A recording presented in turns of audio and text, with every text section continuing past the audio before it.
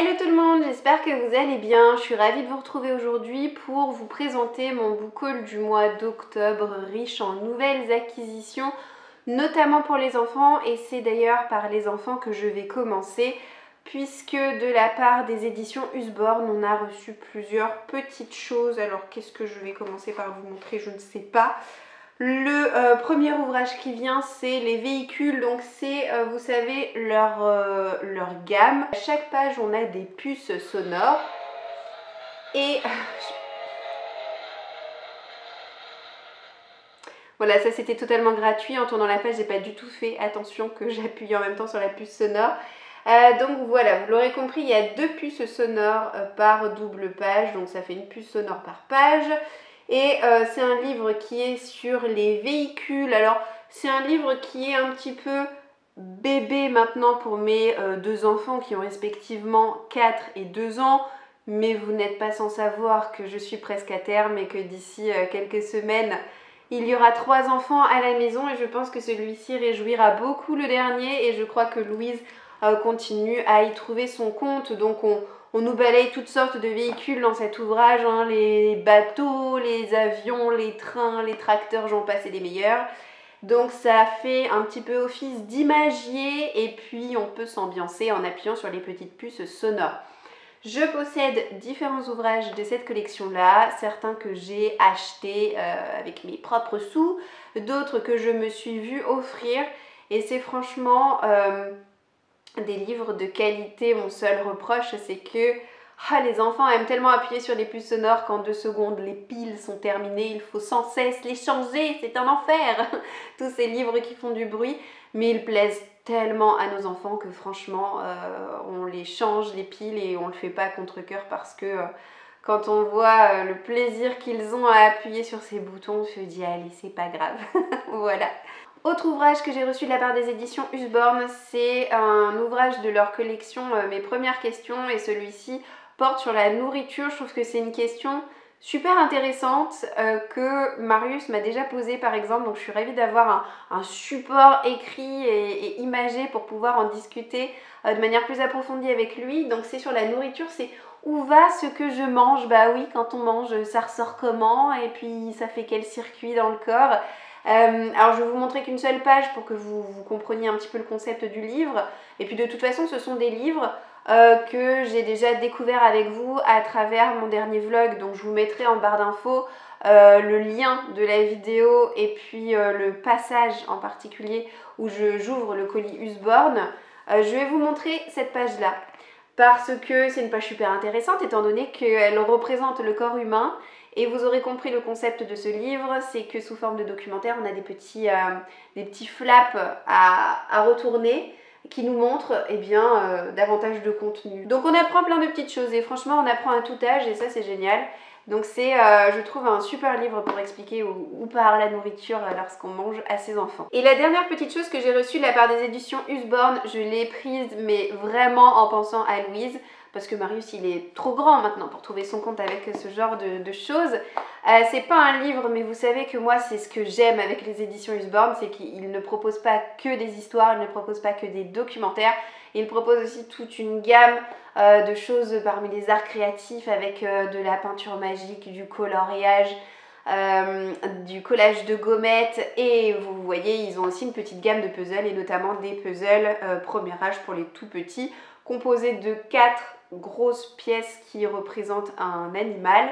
Et il y a en tout dans ce coffret 4 puzzles différents avec 4 animaux différents.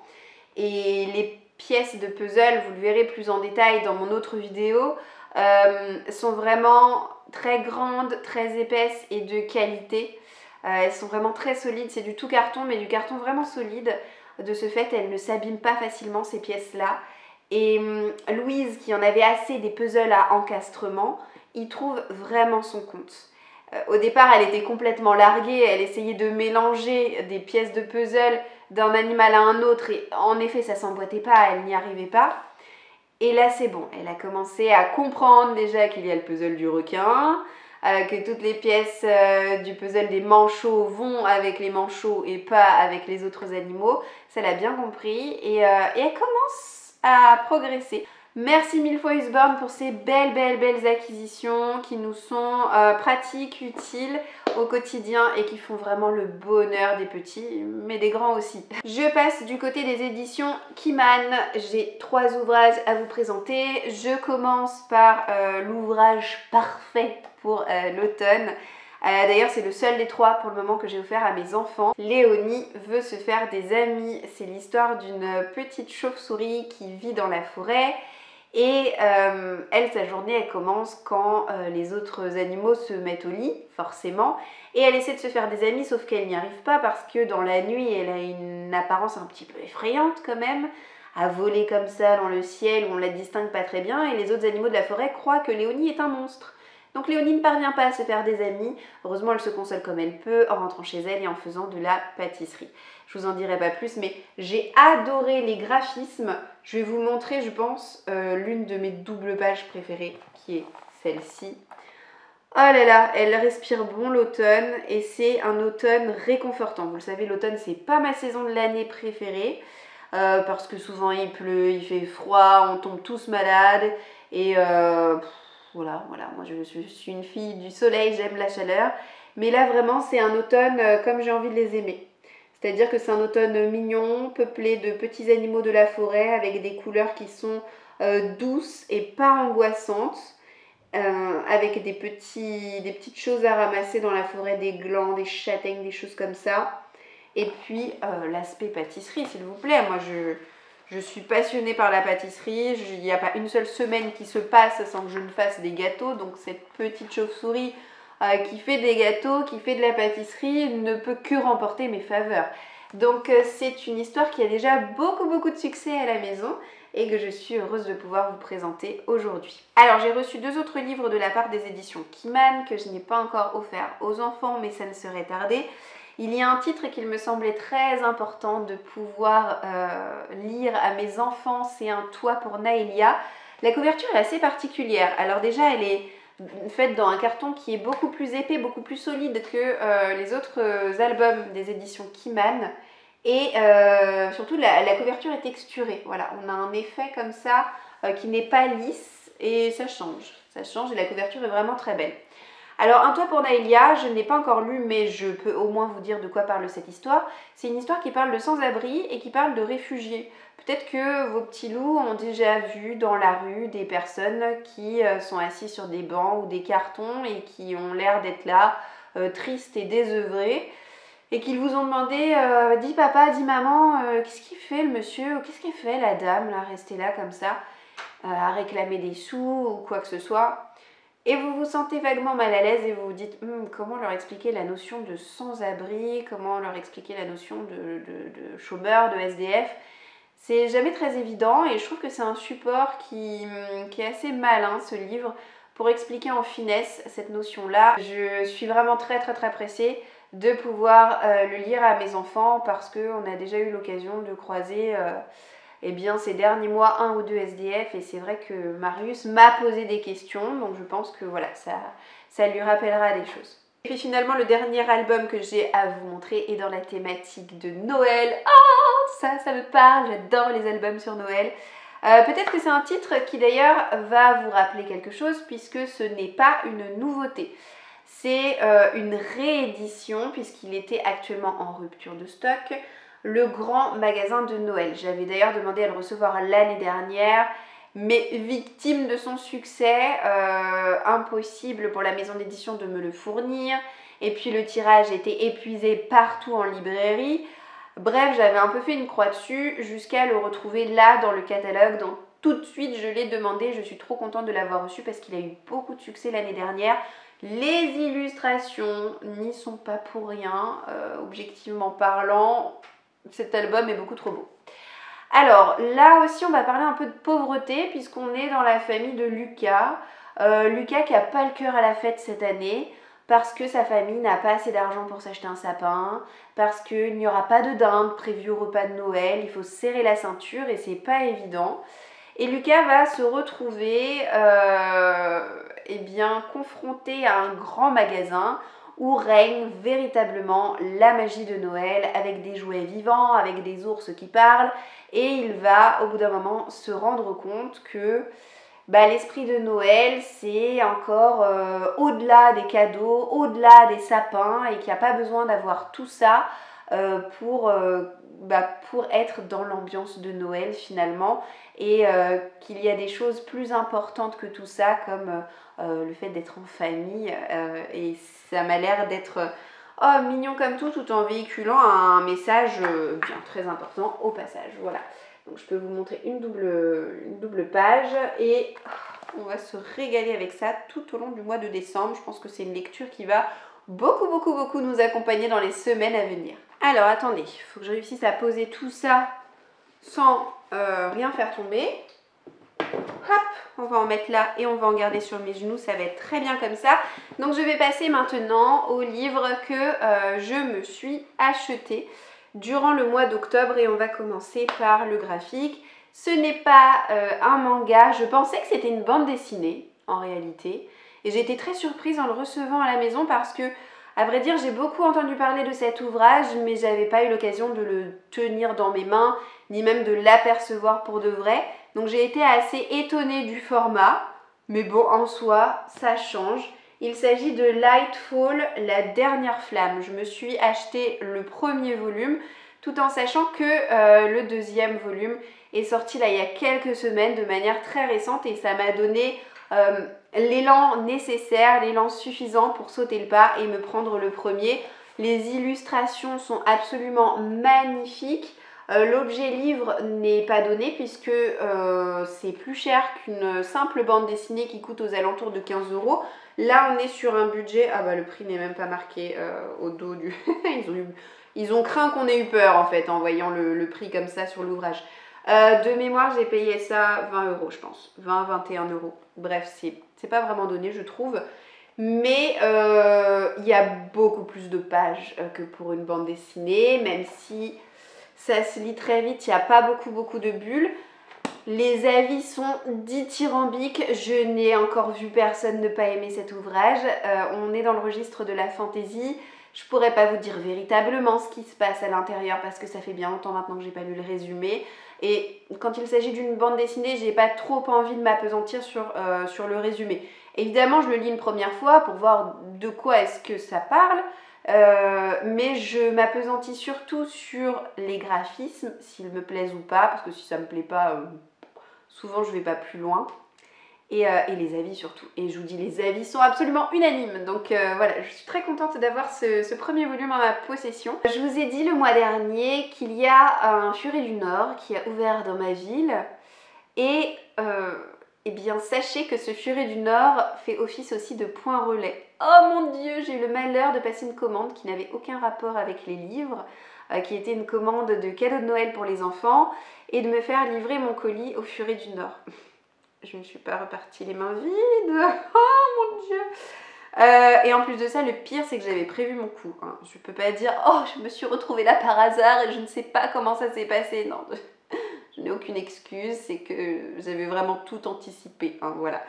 Donc je savais quel livre chercher et j'étais à peu près sûre de le trouver. Et je l'ai trouvé et je ne suis pas repartie sans. Voilà. Donc je suis repartie avec le premier tome de Nevernight de J. Christophe. Je ne vais pas m'y appesantir parce que si vous avez suivi mes péripéties du mois dernier, vous savez pourquoi je me suis pris ce livre. Hein. Ce livre, on est au courant, je l'ai déjà en ma possession, je l'ai en anglais, je l'ai lu en anglais. Il ne matche absolument pas avec mes autres tomes.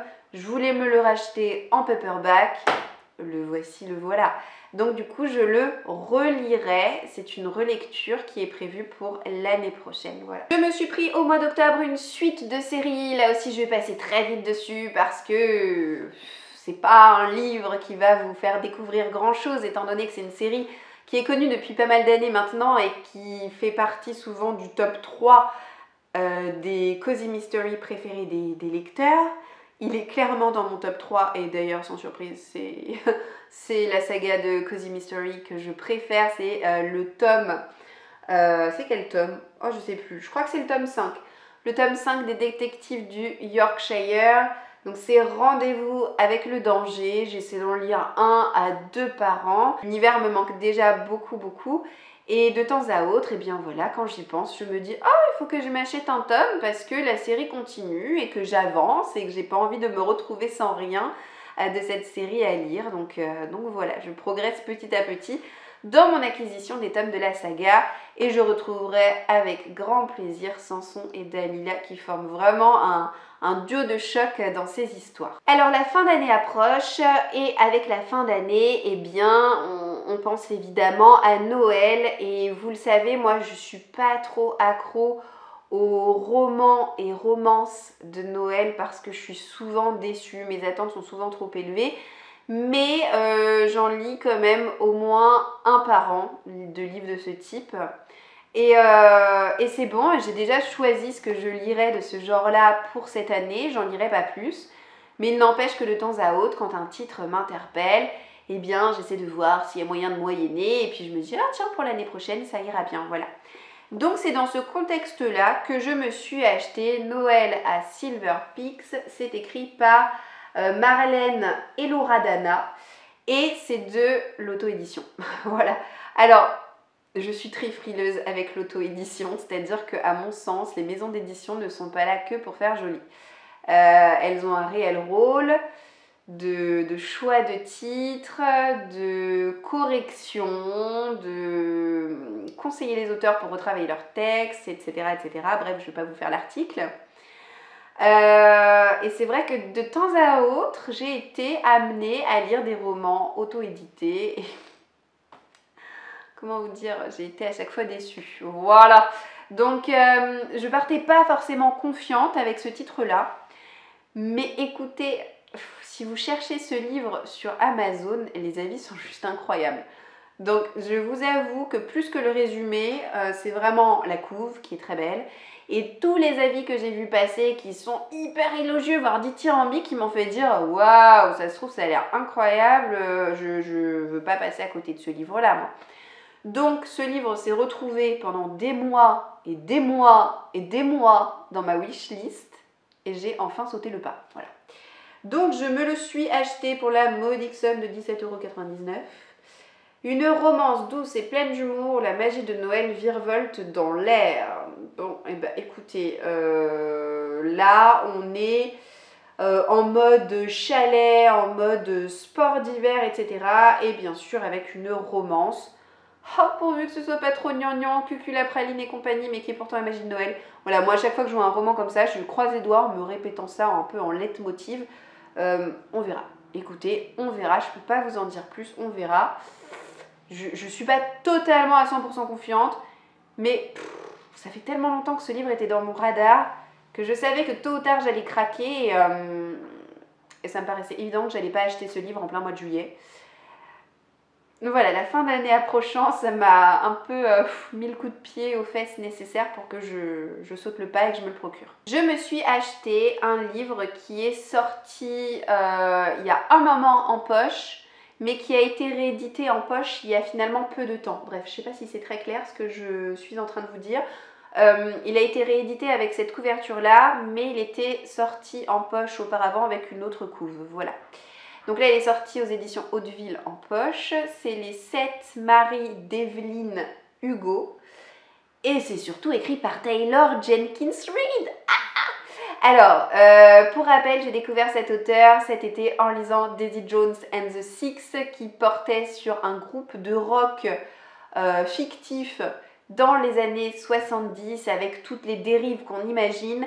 Et le texte était écrit sous forme d'interview et c'était absolument génial. Oh là là, quel coup de cœur, quelle claque ce livre. Je suis encore remplie d'allant en vous en parlant tellement... tellement j'avais encore rien lu qui ressemble à ça. Alors là, j'imagine qu'on est dans une narration un petit peu plus classique. Mais je me suis dit, oh, un nouveau bouquin de l'auteur qui est sorti en poche. J'ai pas envie de passer à côté. Surtout que là aussi, les avis sont très bons. Donc j'ai bien envie de poursuivre l'aventure et de découvrir eh bien, ce que l'auteur a pu écrire d'autre. Il y a un autre de ses titres qui est sorti en grand format là, cette année chez Charleston, il me semble que c'était cet été, avec une couve que j'aime pas du tout par contre. Donc là aussi, il y a moyen que j'attende la sortie poche. Mais globalement, ces livres sont hyper bien notés, donc ça me remplit de curiosité. Ah, c'est rigolo quand même, parce que là, je relis le résumé. Et je me dis, on retrouve un petit peu quelque chose de Daisy Jones. Alors, je sais pas si c'est écrit sous forme d'interview. Non, ça n'a pas l'air. Mais quoi qu'il en soit, il y a encore un milieu artistique assez notable dans cette histoire et un échange entre une ex-star de cinéma qui s'appelle donc Evelyne Hugo et qui a maintenant 80 ans et qui va se confier à une journaliste. C'est rigolo. C'est rigolo parce qu'il y a vraiment un parallèle à faire entre les deux histoires. Donc elle va se livrer sur sa vie aussi glamour que scandaleuse. En même temps, si elle a eu 7 maris, il y a de quoi avoir matière à raconter des choses. Donc voilà, ça m'intéresse et ça m'interpelle énormément. J'espère que j'aurai l'occasion de lire sous peu ce roman. Et c'est parti pour les 2 derniers romans qu'il me reste à vous présenter. Plouf plouf, je ne sais pas par lequel commencer. Les deux sont des sorties très récentes. Allez, on va commencer par celui-ci. Donc c'est The Prison Healer. C'est écrit par Lynette Noni. Et il a rencontré un fort succès lors de sa sortie. C'est un livre sorti aux éditions Hachette. Alors, le petit fail, c'est que j'ai été partenaire Hachette pendant des années. Et là, au moment de renouveler le partenariat, j'ai coché l'option « Non, je ne souhaite plus être partenaire Hachette » en étayant un petit peu cette affirmation, en expliquant que depuis plusieurs mois, je ne me retrouve plus dans les sorties Hachette. Je suis souvent déçue par les services presse que je demande de recevoir et que je reçois et que je lis et que forcément, malheureusement, j'apprécie pas des masses. Et là, pas de bol quoi, parce que depuis les vacances, depuis la rentrée, il y a des sorties Hachette qui me tentent beaucoup. Donc bon, écoutez, c'est pas grave, voilà, comme quoi je suis capable de m'acheter les livres qui me tentent avec mes propres sous et ça se passe très bien comme ça aussi. Donc voilà, je ne suis plus partenaire Hachette, donc je me suis payée avec mon propre argent ce livre et c'est très bien comme ça. Je suis sûre en plus de ça que je ne serai pas déçue parce que franchement la thématique, les avis, la couve, tout me hype et je suis persuadée que ça va être une superbe découverte. On est dans un roman de fantasy. Il me semble que c'est de la fantasy young adulte et on suit Kiva qui est une guérisseuse de 17 ans qui travaille depuis 10 ans dans une prison. Et il va y avoir, je ne sais plus si c'est une reine ou une princesse, en tout cas quelqu'un de très important qui va être nouvellement emprisonné et qui va devoir résister à un supplice lié aux 4 éléments. C'est la condamnation la pire qui soit, je crois. Et Kiva, elle est là pour essayer de la guérir entre chaque épreuve pour pas la laisser mourir trop vite, pour qu'elle puisse avoir les différents supplices qu'elle est obligée de subir. Et Kiva va recevoir un message assez étonnant et inattendu de la part de sa famille qui lui écrit « Ne la laisse pas mourir, nous arrivons ». Voilà. Je n'en sais pas plus, mais en fait ça a l'air très bien. J'apprécie le fait que ce soit dans un univers carcéral. Alors j'imagine, vu qu'il y a plusieurs tomes en plus de ça, qu'on va pas y être plongé tout du long. Mais je trouvais que c'était un point de départ qui change et en tout cas qui attise ma curiosité. Voilà. Finalement, le dernier livre que je me suis pris, je vous l'ai dit, là aussi c'est une sortie très récente, une sortie du mois de septembre, c'est L'Empire des femmes, qui est sorti aux éditions Didier Jeunesse. Et c'est écrit par Cassandre Lambert. Il me semble qu'il s'agit d'une dystopie pour le coup. Et là aussi, le point de départ est assez sympathique, surtout quand on est une femme, c'est-à-dire que les femmes sont au pouvoir. Et les hommes, ils les servent et puis ils servent surtout à la reproduction, voilà. Alors, ce qui est assez notable dans ce récit, c'est que c'est un récit qui est assez sombre et surtout assez sanglant, avec des scènes un petit peu difficiles, donc je crois qu'il ne faut pas être trop chouchotte quand on lit ce genre de choses. On est dans un univers aussi de gladiateurs, puisqu'il y a une espèce de sélection qui a l'air de s'imposer d'elle-même lorsqu'il y a ces matchs de gladiateurs. Les hommes sont enfermés dans des geôles, ils vont devoir combattre entre eux, les femmes vont devoir choisir leurs favoris. Bref, il y a plein de petits éléments comme ça qui ont l'air de faire penser à la mythologie grecque, à la mythologie romaine. On a tout un système, donc toute une société basée sur le matriarcat. Et ça m'a l'air assez fascinant, forcément en tant que femme, je ne peux qu'être fascinée par ce genre de choses en me disant mais comment ça peut marcher, comment ça peut fonctionner ce truc. Donc voilà, j'ai hâte de découvrir ce titre. Là aussi, j'ai vu quelques avis passer et des avis globalement très bons. Donc vraiment, je trouve que la rentrée littéraire en matière de littérature jeunesse, littérature young adulte et fantasy envoie du lourd cette année. Voilà, je suis très attirée par plusieurs titres comme ça et celui-ci en faisait partie, donc je suis très contente de me l'être procuré. Affaire à suivre. C'est en tout cas avec ce roman que je clôture cette vidéo. J'espère qu'elle vous aura plu, j'espère vous avoir donné des idées lecture, que ce soit pour les plus petits ou pour les plus grands. Et je vous dis d'ores et déjà à bientôt dans une prochaine vidéo. Ciao, ciao!